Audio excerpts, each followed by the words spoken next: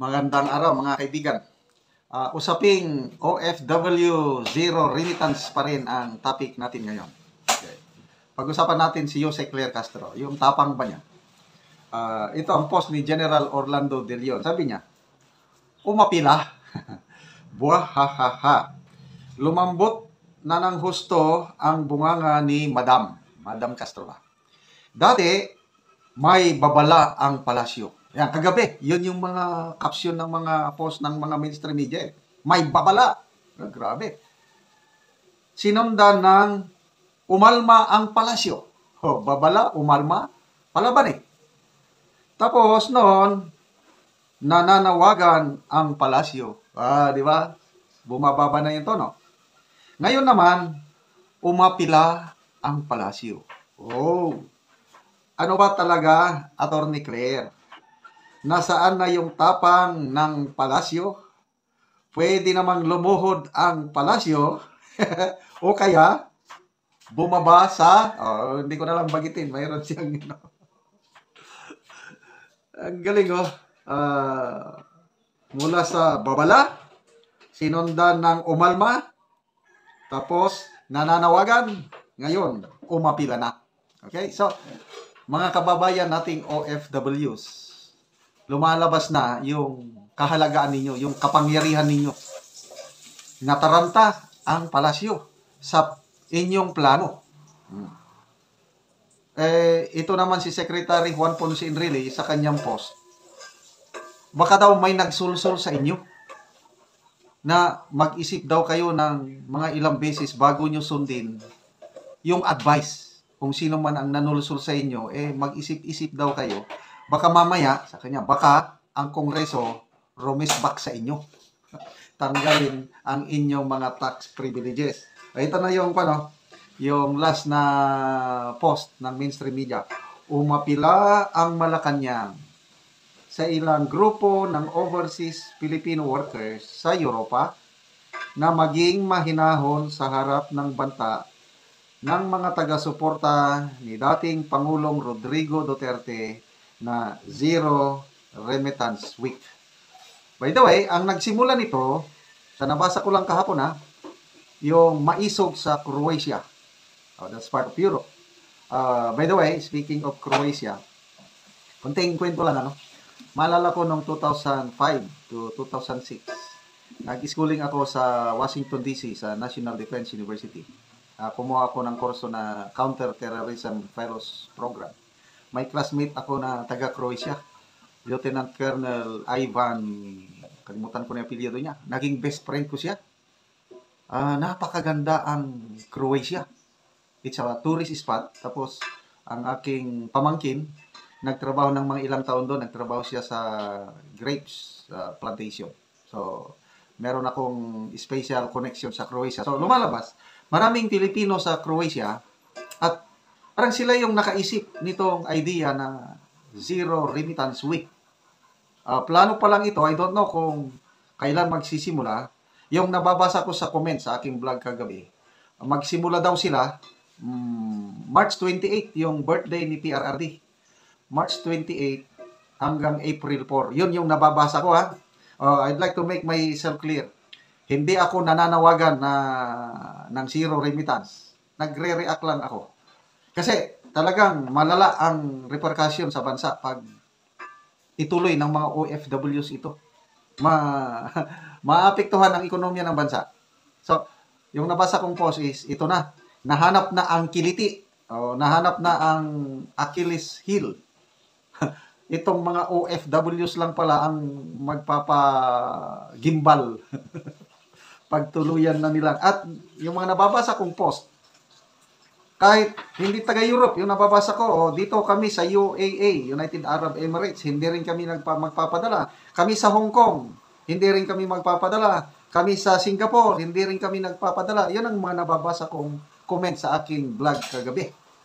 So, hindi lang Europe na pala ito, kundi malawakan na sabi nga ni Attorney Claire Castro, mag-isip kayo. Kasi maapektuhan din ang inyong pamilya. Oo nga naman. Kaya lang, yung nabasa kong mga comments, mabubuhay din yung pamilya namin. Sakripisyo sila. Ang iba, may ipon kami. Kahit isang buwan na hindi ako magpapadala, mabubuhay pa yung pamilya ko doon. Ganon, ang mga, ano na rin ito, palaban na rin itong mga OFWs nito eh. Basahin lang natin itong kung ng GMA. Ay, wala pala. Magbasa tayo ng mga comments.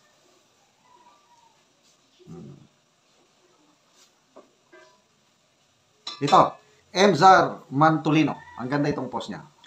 In 2024, OFW sent home a record-breaking 38.34 billion US dollars. Laki. That's roughly 2.2 trillion pesos injected directly into the Philippine economy through sheer labor and sacrifice.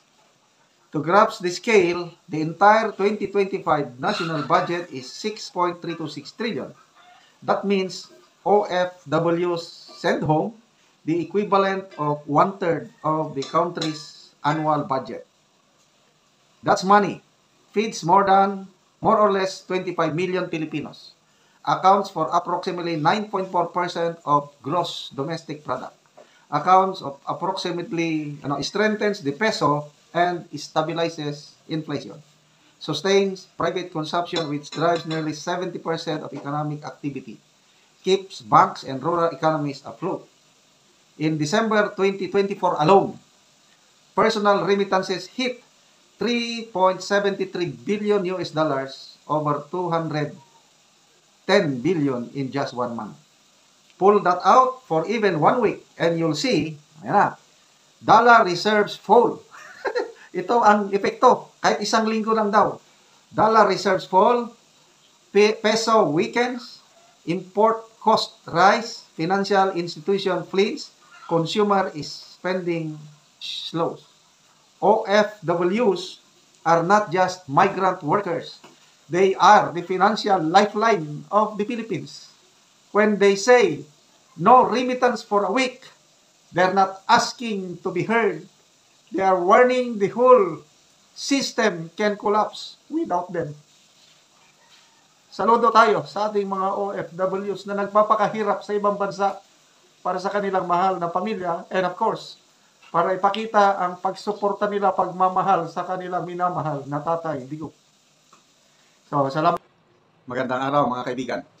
Pag-usapan natin ngayon ang post ni Secretary Juan Ponce Enrile tungkol sa plano ng ilang grupo ng OFWs na Zero Remittance Week. Ang unang nag-react nito, si Jose Claire Castro, na sabi niya, huminahon lang tayo, mag-isip-isip dahil hindi lang gobyerno ang maapektuhan, pati pamilya nyo. Ay appeal. Nanawagan siya na kung pwede mag-isip-isip daw ang mga OFWs, yung consequences, yung magiging epekto pag hindi kayo magpadala. O ito, Secretary Juan Ponce Enrile, meron din siyang babala, reminder, babala ba o ano.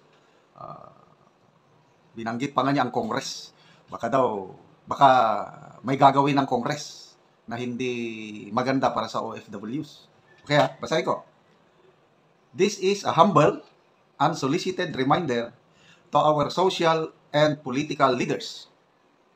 Whoever advised Filipino OFWs to suspend the remittance of their earnings abroad to the country should think many times about the adverse consequences of that advice to our OFWs. So take note, lahat sila maamin na may matinding epekto sa bansa pag tutuhanin ng mga OFWs natin na hindi sila magpapadala.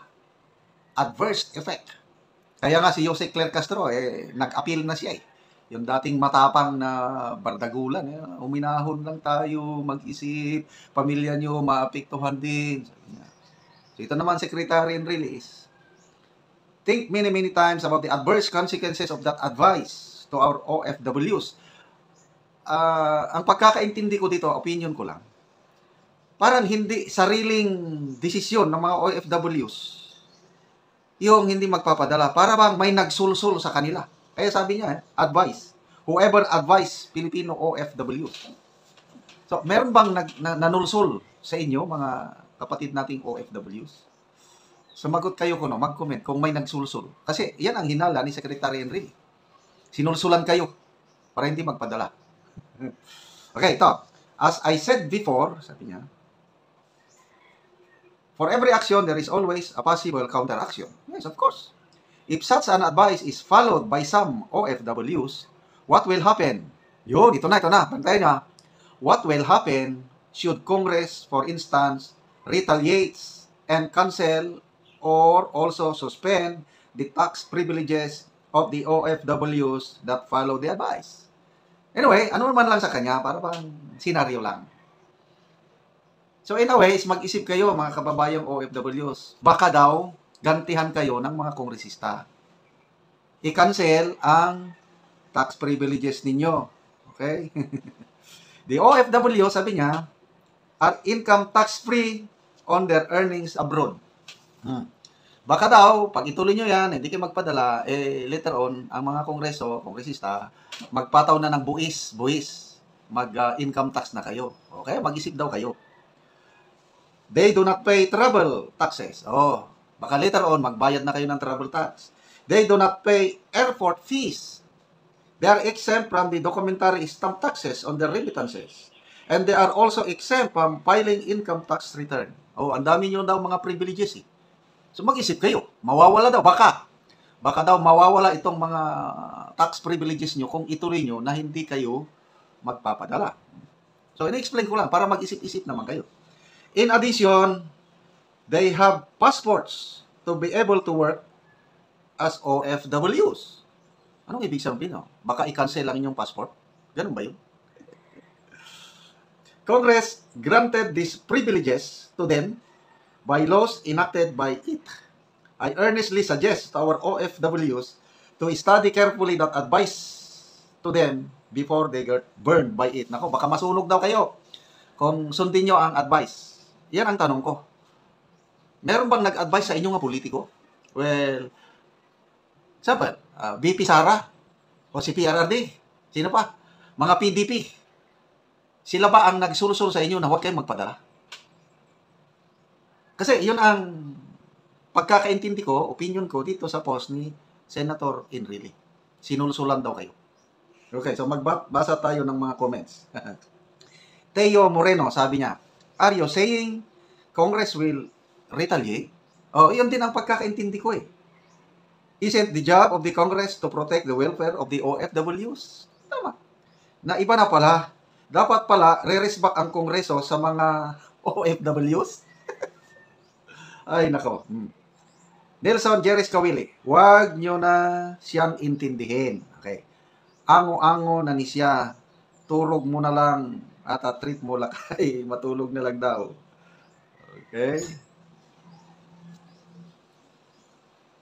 Sharon Rose Dacera, you started as suffer already, back to you lang yang ginagawang ganti sa inyong mga Ed Alonan, there will always be a counter-action to that rubbish reaction as civil war. Wag naman.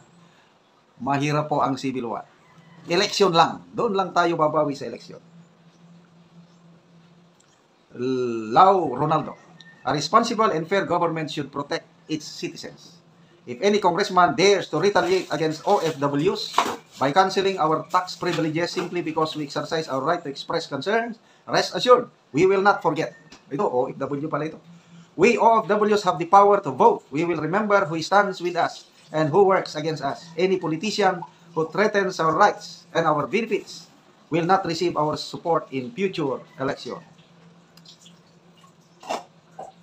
Colis Jason, it's all right, Manong GP. Let's see how long the Philippine economy remains stable without us, the OFWs. So ito na, OFW power at work. I don't know kung matutuloy ba ito o hindi, but naiintindihan ko ang mga sentiments ng ating OFWs. Sa tingin ko, karapatan nila yan kasi pera nila yan eh. Di ba, pera nyo yan? So, kung ayaw nyo munang magpadala ng 1 week, kasi 1 week man lang. So, salute! Mga modern day heroes, mga OFWs. Mga kaibigan, salamat sa inyong pagtangkilik sa ating channel.